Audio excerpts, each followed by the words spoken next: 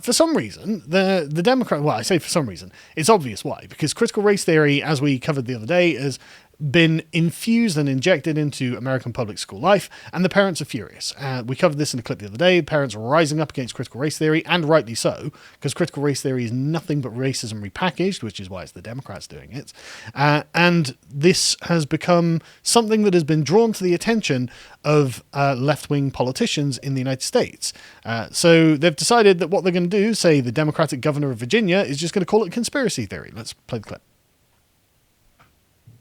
So I, listening to what you're saying about education, I was just wondering, with all the Republicans are talking about critical race theory, and they're making this huge deal about it, and it's all the conversation in the news with Virginia. What are you going to say to all those people making education about that? That's another right-wing conspiracy. Okay. This is totally made up by Donald Trump and Glenn Youngkin. This is who they are.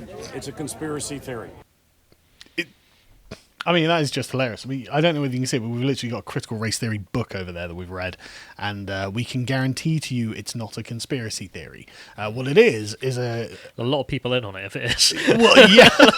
Yeah, it is. It's not a very small conspiracy. Yeah, so this came out of American Critical Legal Studies and the mixed race group of people who are the... I just want to mention as well, that's not some nobody. That's the Democratic governor of Virginia. But also, he used to work on Bill Clinton's campaign, and I think he was the campaign manager for Hillary Clinton's campaign. Mm-hmm. So, top Democrat. Not a nobody out. Not a nobody at all. But just to give you a quick history of critical race theory, it came out of Critical Legal Studies in America, which was a mixed race group of...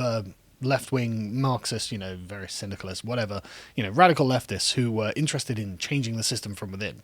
And it became apparent to the non-white people in that group that there was a racial distinction between the non-whites and the whites. And so they broke off and founded the group formed a group that is now known as critical race theorists. And from there, it has sprung out through various other, how to describe it? I guess we'll call them postmodernist intellectual movements that have all woven together through the lens of intersectionality to create what we now can call critical race theory. And so it's not a conspiracy theory. It's not even poorly documented. It's all there if you just want to go and read it.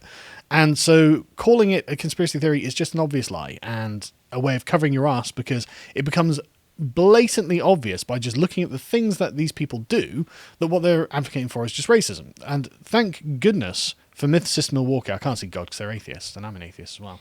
But anyway, thank goodness for the fine fellows at Mythicist Milwaukee, who you should definitely follow on Twitter, by the way, because they are spending a lot of their time going through all of the public school board meetings and things like this, where they talk about this stuff, and it's just all there. This is, I'm not going to play all these videos. We've got a few, but I'm just going to skip over a bunch. So this is a Louisville Chamber of Commerce / GLI, an economic development corporation conglomerate that includes various brands that's partnered with the Louisville government to implement anti-racism / CRT within their business community. This includes a mandatory inclusion index for accountability. If we can't measure your racial demographics, then we can't tell you how racist you are. That's what they're saying. The next one is the introduction of an oppression matrix to schools to educate children with. As you can see, what is an ally? An ally is, of course, someone who's on your side in a war. So you don't need allies if you're not fighting a war. But this, sorry, I think I've mixed these up. But so you can see there's a person who's not a member of a marginalized group but takes action to support the group. So, action. War. That's what they're doing. There's a reason for this kind of language. There is a reason for this kind of language. The next one, I believe, is an oppression matrix that we have. No, okay. I must have, Can we get out? You might want to scroll. I think it's near the top or something. But don't worry about it. It's just a list. I think. No. It's a nice matrix that shows oppression type, the privileged groups, and the targeted groups. So it codifies for children that white people are oppressing black people. Here we go. Type of oppression: racism. Privileged groups: white. People. Targeted groups: people of color. Type of oppression: sexism. Privileged groups: male. Targeted groups: female. Just religious oppression. Privileged groups, Christians. Targeted groups, Muslims. Wow. Amazing, isn't it? Jesus Christ. Amazing. When you think in a global perspective, ask the cops. Ask the cops who's being oppressed. Oh.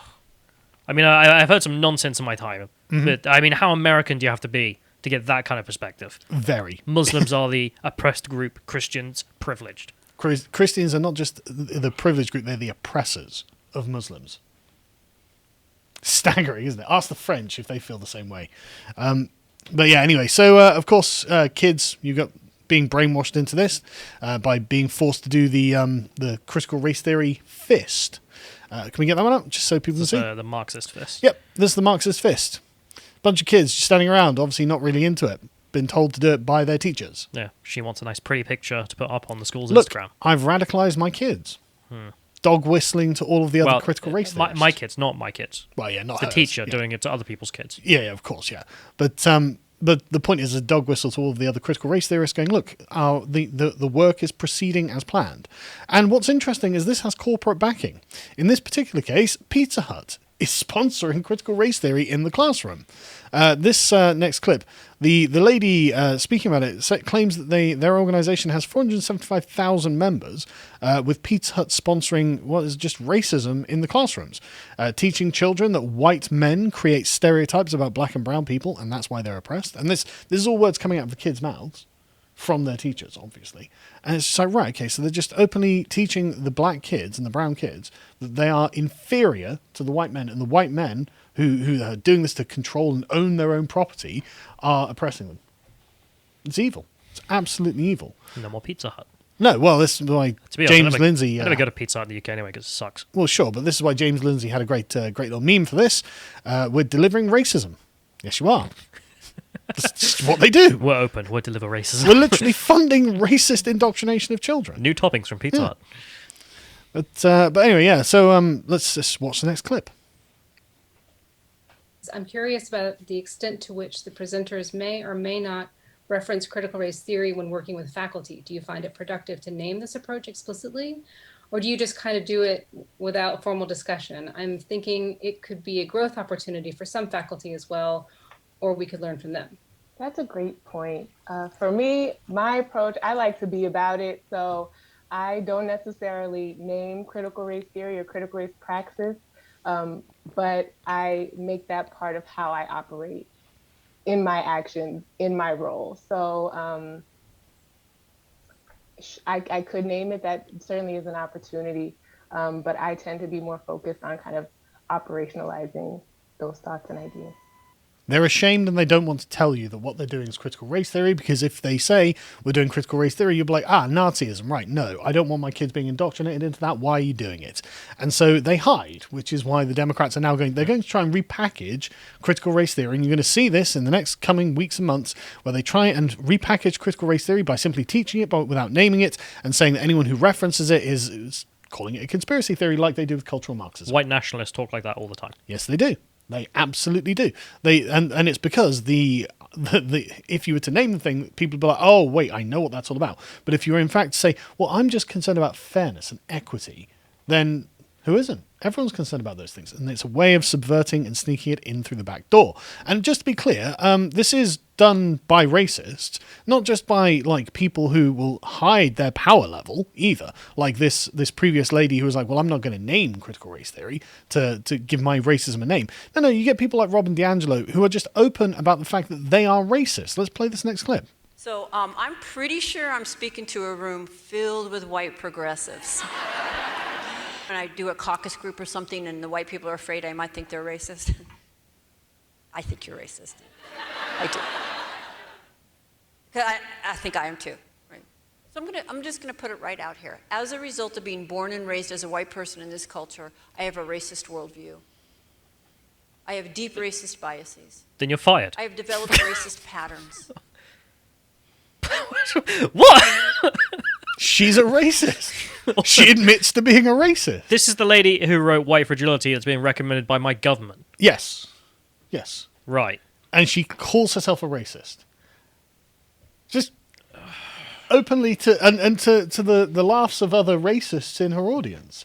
You're racist, yes we are. Like, I'm a racist, yes you are. And I can't believe we're getting away with it. And they're not just getting away with it, they're getting paid. They're getting fat stacks for being racist. And so I personally agree with this professor at Brown University, who is, as you can see, a black man, but I don't think that's really very relevant. I think what he has to say is actually more relevant. Let's go for it. If our kids are testing poorly, I'm talking about black kids, it's not because the test is biased against them, it's because they do not know the material. If a poor Asian kid living in a 3-room apartment with 4 siblings can ace the test, our kids can do it too. Anybody who doesn't think so is a racist. They have the racism of low expectations about black people. They write us off. They think we are defeated by history. They patronize us, presuming that we can't actually perform. Yes, we can't. And this, no, it's not equality, it's equity, bunk, is a surrender in the face of the problem that we actually confront. The problem is to develop black people so that proportionately more of us exhibit the mastery requisite to being successful in these competitive venues. Perfect. That's great. That's exactly the problem. And by excusing this lack of mastery and saying, oh, well, it's because you're oppressed, it's because of white people, it's because of this, it's because of that, it means there's no upward impetus in order to develop it. There's no pressure on you to say you must get better if you can excuse every failure that you have. And I'm sorry, it's just not an acceptable thing. And we've got the Conservatives' Guide to White Fragility that's up on lotus.com as a piece of premium content if you're interested in knowing more. So I went through Robin DiAngelo's White Fragility. It was a lot of work, but I put it all together in a video and a script that's on there that you can go and check out and sign up and become a member on. Just one of those reasons why you should support us, because we've been doing lots of work, and I gave this presentation at the German Parliament, so that was fun. Yeah, interesting how the AFD were the guys who invited us on this. Yeah. And you hear a lot of nonsense about the AFD. The AFD, when we met them and gave this talk, they were in agreement with the liberal position. Yeah. They were all liberals on race. Yeah. They were not even, conservative, really, in my view. They were all liberals, just like, no, it's fair treatment. That's all I want. Yeah, exactly. They would sign off on Glenn Lowry, the professor there, his statement. They would absolutely sign off on that. I've got no doubt. But the point is, they just don't want racial politics. And so I wrote this as a kind of guide specifically for conservatives to understand what you're dealing with. You are actually dealing with open racism that has been codified and given a left-wing veneer, if it's ever had any other kind of veneer. And I think that's really valuable stuff. And so I thought I'd share it again. If you enjoyed this segment from the podcast of the Lotus Eaters, you can watch the full broadcast live every weekday at 1 p.m. UK time on lotuseaters.com.